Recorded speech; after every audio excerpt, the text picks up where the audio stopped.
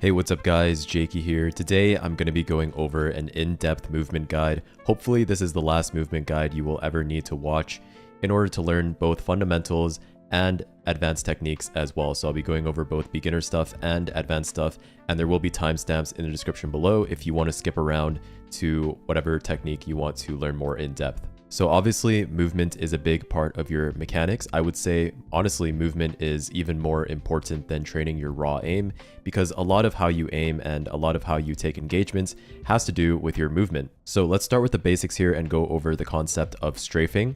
Strafing, quite simply put, is just when you move your character left and right. So if I'm strafing to the left, then I'm holding A. This is a left strafe.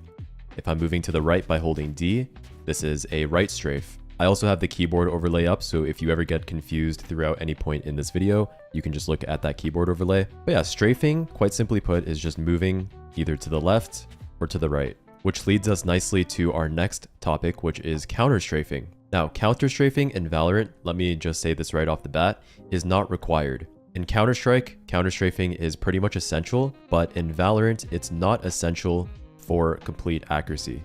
Reason being is because in Valorant, there's no momentum to your character. So if I'm moving to the left and I let go of my movement key, my character will immediately stop without any carried momentum. And so immediately after letting go of my key in Valorant, I can shoot and be completely accurate.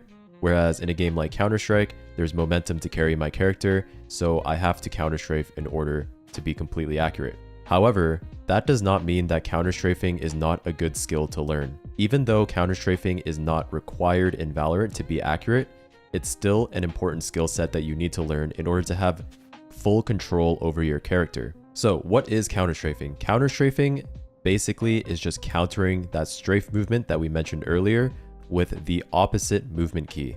And so if I'm moving to the left with my A key, a counter strafe is just doing the opposite where I move to the right. And so a proper counter strafe is where you're moving one direction. Let's say I'm moving to the right, and then you want to let go of that movement key and tap your A key. So you want to tap the opposite direction of which you're moving. A counter strafe is quite simply just you're moving one direction, you let go, and then tap the opposite key. So just like that, I'm moving left, and then I let go, and I hit my right key. So the reason why I counter strafe in Valorant, even though it's not required, is because it helps me time my bursts. So it lets me know when I'm ready to shoot another burst. So in Valorant, when you're taking engagements, you want to be bursting enemies like this. Counter strafing basically lets me control my timing on these bursts